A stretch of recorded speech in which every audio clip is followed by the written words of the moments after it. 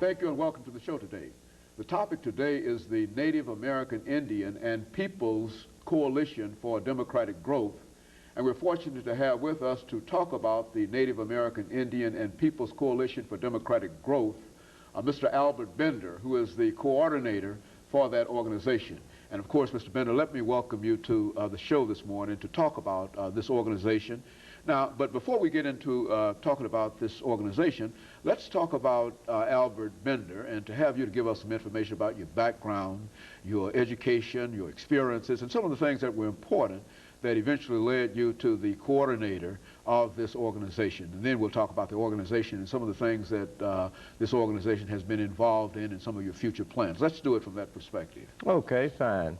Well, one, I have a law degree, and I have a degree in history, and I consider myself as being a historian. I've been a practitioner of law for, I guess about the last 24 years, and I'm also a journalist in that I write for two major Native American Indian newspapers. I also write historical articles for various magazines, and I write political commentary. And so you're very, very involved in terms of being active in disseminating knowledge and information in reference to the Native American Indian experience. Let's talk about the name of that organization. Now, what about this organization? Let's talk about this organization itself. Okay, well, one, the reason that the name is a little bit longer than usual is because we wanted to get the essence of what the organization deals with. One, it's called Native American Indian because of the fact that it had its genesis within the struggles of Native Americans to stop grave desecration in the Middle Tennessee area. And the reason we call it the People's Coalition is because it's not just an organization of Native American people, it's an organization of all people. We have Anglo people who work with us, we have African American people who work with us, we have Hispanic people who work with us. So it's, from the standpoint of a people's coalition, it's all the people of this city that we want to work with and that we've been trying to bring into our organization. Now, what's the purpose of this organization and its founding?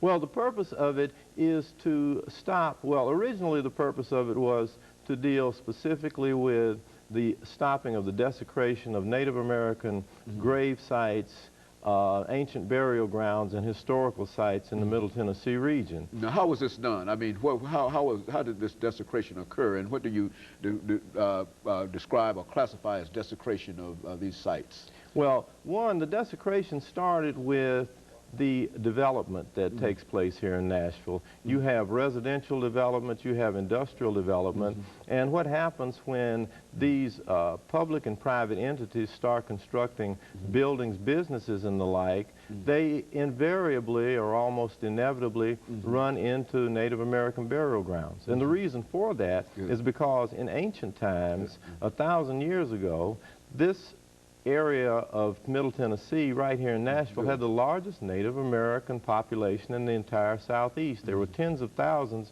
of Native Americans living here 1,000 years ago, and as a consequence you had just an endless string of burial grounds and village sites. So whenever development starts going into just about any part of Nashville, they inevitably run into these Native American historical sites and graveyards.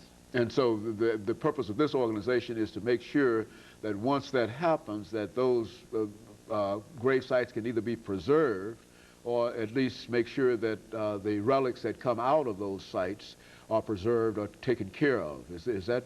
That's correct. And to also ensure that the remains, the skeletal remains, are treated with dignity and that the artifacts are kept with, and if there is reburial in a specific area, where the remains were found, then those artifacts are reburied with the skeletal remains.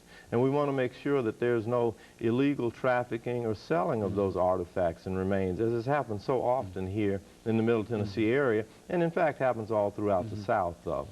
You know, I think that many of these things that you're